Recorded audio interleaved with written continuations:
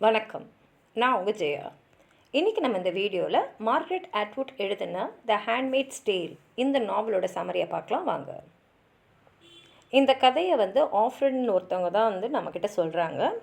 இது அவங்களுடைய present லைஃப்பையும் past லைஃப்பையும் மாற்றி மாற்றி சொல்கிற மாதிரி வருது.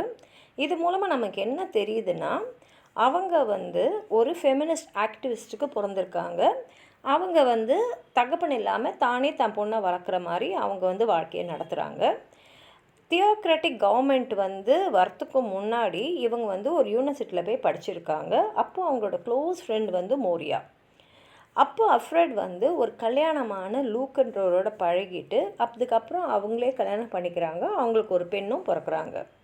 அதுக்கப்புறம் என்ன ஆகிடுதுன்னா, ஒரு மிலிட்ரி கூப் நடந்து அந்த பிரசிடெண்ட்டு அப்புறம் காங்கிரஸில் இருந்தவங்க எல்லாருமே கொல்லப்பட்டு இப்போ இந்த நாடு ரிப்பப்ளிக் ஆஃப் கிலியட் ஆகிடுது. ஒரு நாள் என்ன ஆகிடுதுன்னா, ப்ரொட்டகனிஸ்ட் போன உடனே இல்லை இனிமேலுக்கு இந்த லைப்ரரியில் எந்த பெண்களுமே வேலை செய்யக்கூடாது, வெறும் ஆண்கள் மட்டும்தான் வேலை செய்யணும்னு சொல்லிட்டு அவங்கள வேலையை விட்டு எடுத்துடுறாங்க.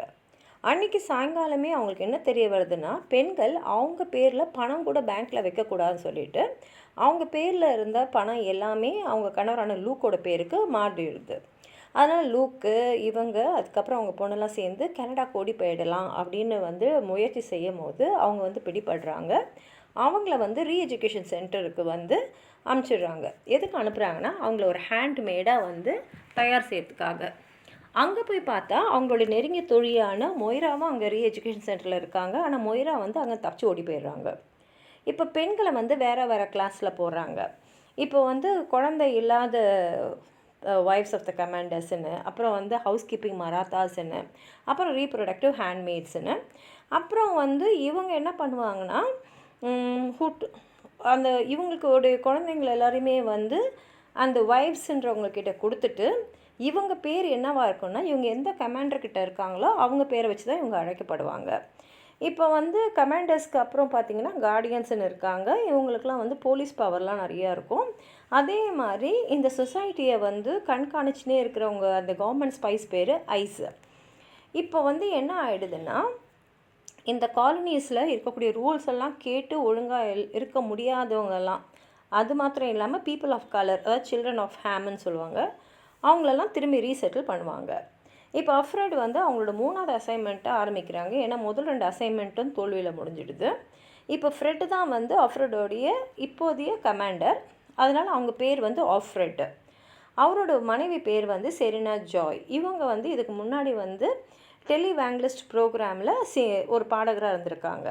இப்போ ஆஃப்ரோட வேலை என்னென்னா, அவங்க போய் மளிகை சாமான், காய்கறி இதெல்லாம் வாங்கிட்டு வரணும். அப்படி அவங்க போகும்போது அவங்களுக்கு பக்கத்தில் இருக்கிற நேபரிங் ஹேண்ட்மெய்டும் ஆஃப்க்லேண்டும் அவங்களோட சேர்ந்து வருவாங்க. திரும்பி வரும்போது அவங்க ஒரு செவரில் பார்க்குறாங்க. அந்த செவரில் எப்படின்னா, யாரெல்லாம் தூக்கில் போட்டாங்களோ அவங்க உடம்பெல்லாம் அப்படியே அங்கே இருக்கும். ஏன்னா மற்றவங்களாம் பார்க்கணும் அப்படின்றதுனால. ஒரு நாள் அங்கே இருந்த ஒரு செவரில் அவங்க நோ லைட் டீ பாஸ்டர்ட் ஸ்கர்போர்டிரம்னு எழுதியிருக்குது. இதை அவங்க படிக்கிறாங்க. ஆனால் அதோட அர்த்தம் அவங்களுக்கு புரியல. ஒரு மாதம் கழித்து அவங்க மாதம் போய் டாக்டரை பார்க்குறோம். அப்போ அந்த டாக்டர் என்ன சொல்கிறாருன்னா, உங்களுடைய கமாண்டர் ஸ்டெரைலாக இருக்கலாம் அப்படின்னு சொல்கிறாரு. ஏன்னா அந்த ரெஜிமில் மென் ஸ்டெரைலாக இருக்க முடியுன்றது அவங்களுக்கு கணக்கில் கிடையாது. அதனால் நீ கர்ப்பம் ஆகிறதுக்கு சந்தர்ப்பம் நிறையா இருக்குன்னு சொன்னோன்னே இவங்க ரொம்ப பயந்துடுறாங்க. இப்போ வீட்டில் என்னென்னா, அவங்க ஒரு மந்த்லி மாதம் ஒரு செரிமனி நடக்கும். அங்கே கமாண்டர் பைபிளை வீட்டில் இருக்கிறவங்க எல்லாருக்குமே படிப்பார்.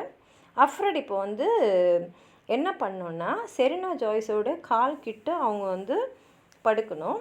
அதே மாதிரி செரினா ஜாய் அவங்க கையை 2 கையும் கிளாப்ஸ் பண்ணிவிட்டு அப்போ அவங்க கமாண்டரோட ரொம்ப நெருக்கமான உறவில் இருப்பாங்க. அன்றைக்கி ராத்திரி என்ன ஆகிடுதுன்னா, அஃப்ரெட் படிக்கட்டு அப்படி இறங்கி கீழ் மாடிக்கு வராங்க. ஏன் வராங்கன்னா, ஒரு பூவை எடுத்துக்கலாம் அப்படின்னு வரும்போது அங்கே இருக்கிற கார்டியனோட நிக்க அங்கே இருக்கார். அவர் கமாண்டரோட ஷெஃபர். அவரும் அந்த வீட்டில் தான் இருக்கார். அவர் என்ன சொல்கிறாருன்னா, கமாண்டர் நாளைக்கு அதாவது அடுத்த ராத்திரி உன்னை அவரோட ஆஃபீஸ்க்கு வர சொன்னார் அப்படின்னு. அதே நேரத்தில் ஒரு ஹேண்ட்மெய்ட் அவங்களுக்கு குழந்தை பிறக்குது. அதனால் மற்ற எல்லா ஹேண்ட்மெய்ட்ஸும் போய் அங்கே இருக்காங்க. இது ஒரு காம்ப்ளெக்ஸ் ரிச்சுவலாக தான் இருக்குது. ஏன்னா அந்த குழந்தைய ஒரு அவங்க அந்த கமாண்டரோட ஒய்ஃப் கீழே காட்டணும் எல்லாமே இருக்குது. அதனால் வந்து அது அவங்களுக்கு ரொம்ப மனசு கஷ்டமாக தான் இருக்குது.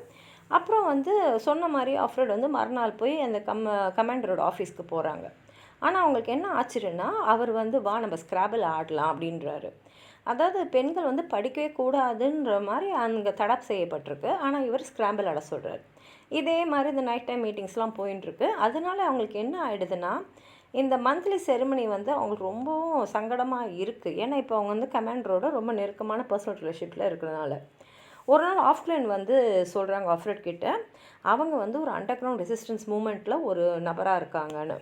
இப்போ கமாண்டர் கிட்டேருந்து ஆஃப்ரெட் என்ன தெரிஞ்சுக்கிறாங்கன்னா, அங்கே வந்து ஒரு சோரில் வந்து எழுதியிருந்ததில் அவங்களுக்கு அர்த்தம் தெரியாததுன்னு. அதோட அர்த்தம் என்னென்னா, இந்த பேஸ்டர்ஸ், அது ஒரு கெட்ட வார்த்தை, உன்னை வந்து கீழே வந்து தள்ளாமல் பார்த்துக்கோ அப்படின்ற மாதிரி எழுதியிருக்கு. அதை எழுதின ஹேண்ட்மேட் வந்து தூக்கில் தொங்கிட்டாங்க. ஏன்னா வந்து செரினா ஜாய் வந்து அந்த ஹேண்ட்மேட் வந்து அந்த கமாண்டரோட ஒரு ரகசிய தொடர்பில் இருந்தது அவங்களுக்கு தெரிய வந்ததுனால. அதுக்கப்புறம் பார்த்திங்கன்னா கொஞ்சம் வாரம் கழித்து செரினா ஜாய் வந்து ஒரு ரொம்ப மோசமான ஒரு விஷயத்தை அரேஞ்ச் பண்ணுறாங்க. என்னென்னா அஃப்ரெடும் நிக்கும் வந்து நெருக்கமான உறவில் இருக்கணும். அப்போ வந்து அஃப்ரெடுக்கு குழந்த பிறந்துடும். இப்போ இந்த அசிக்னேஷன் முடிஞ்ச உடனே அவங்களும் நிக்கும் வந்து ஒரு அஃபேரை கண்டினியூ பண்ணுறாங்க. ஒரு நாள் ராத்திரி கமாண்டருக்கு வந்து அஃப்ரெட் கிட்ட வந்து அவர் ஒரு ஆடையை தராரு. அது ரொம்ப செக்ஸியாக இருக்குது, இதை போட்டுக்கிட்டு வான்னு சொல்லிட்டு ஒரு அன்அஃபிஷியலாக பெர்மிட்டான ஒரு செக்ஸ் கிளப்புக்கு அங்கே அழைச்சின்னு போகிறாரு. அங்கே போனால் அவளுடைய நெருங்கிய தோழியான மோயரா அங்கே ப்ராஸ்டியூட்டாக வேலை செய்கிறத அவங்க பார்க்குறாங்க. அதுக்கப்புறம் வந்து அவங்களுக்கு வந்து எல்லா பெண்களும் சேர்ந்து ஒரு சாவேஜ் பப்ளிக் எக்ஸிக்யூஷனை போய் பார்க்க வேண்டியிருக்கு. அங்கே வந்து ஆஃப்லைன் வந்து ஆஃப்ரெட் கிட்ட சொல்கிறாங்க, அதாவது இப்போ வந்து யார் இருக்காங்கன்னா அவங்க வந்து அந்த ரெசிஸ்டன்ஸ் கிளப்போட ஒரு மெம்பர்னு. அடுத்த நாள் அவங்க ஷாப்பிங் போகும்போது வேறு ஒரு ஹேண்ட்மேட் வந்து நான் தான் ஆஃப்லைன்னு சொல்கிறாங்க. இந்த புதிய ஆஃப்லைன் வந்து சொல்கிறாங்க, பழைய ஆஃப்லைன் வந்து தூக்கு போட்டு இறந்துட்டாங்க, ஏன்னா அவங்கள அரெஸ்ட் பண்ணுறதுக்காக வந்திருந்ததுனால அவங்க அந்த மாதிரி செஞ்சிட்டாங்க அப்படின்னு. இப்போ அஃப்ரெட் வீட்டுக்கு வந்த உடனே செரினா ஜாய் வந்து அவங்களுக்கு ஒரு ஆடை கொடுத்துருந்தார்ல அந்த கமாண்டர் ரொம்ப செக்ஸியாக, அந்த ட்ரெஸ்ஸை அவங்க கண்டுபிடிச்சதை பார்க்குறாங்க. இப்போ வந்து ஒரு வேனில் வந்து இந்த ஸ்பைஸ் இருக்காங்களா ஐஸுன்ற பேரில், அவங்க அஃப்ரெடை கைது செய்ய வராங்க. ஆனால் நிக் என்ன சொல்கிறாங்கன்னா, இல்லை இந்த ஐஸ்லாம் வந்து நிஜமே பார்த்திங்கன்னா ரெசிஸ்டன்ட் ஃபைட்டர்ஸ் தான் அப்படின்றாங்க. அப்புறம் கதை எப்படி முடியுதுன்னா, அஃப்ரெட் வந்து என்ன நடக்க போகுது எதிர்காலத்துலன்னு தெரியாமல் ஒரு இடத்துக்கு அழைச்சின்னு போடுறாங்க. ஒரு எப்பிலாக் வந்து என்ன சொல்லுதுன்னா, அவங்க நிறைய டேப் கேசட்ஸை வந்து கண்டுபிடிச்சிருக்காங்க. அதை இப்போ 2195 வருஷத்தில் கில்டியன் ஸ்டடீஸ் சிம்போசியத்தில் அவங்க எல்லாரும் படித்து பார்த்துட்டு இருக்காங்க. அதில் வந்து இந்த கில்டியன் தியோக்ரஸி எப்படி இருந்ததுன்றதை பற்றி அவங்க எல்லாம் படிக்கிற மாதிரி இந்த கதை முடியுது. உங்களுக்கு எதாவது சொல்லணும்னு நினச்சிங்கன்னா கீழே இருக்கிற கமெண்ட் பாக்ஸில் எழுதுங்க. இந்த வீடியோவை லைக் பண்ணுங்கள், உங்கள் ஃப்ரெண்ட்ஸோடு ஷேர் பண்ணுங்கள். சப்ஸ்கிரைப் பண்ணாதவங்களாம் ப்ளீஸ் சப்ஸ்கிரைப் பண்ணி சப்போர்ட் பண்ணுங்கள். நன்றி.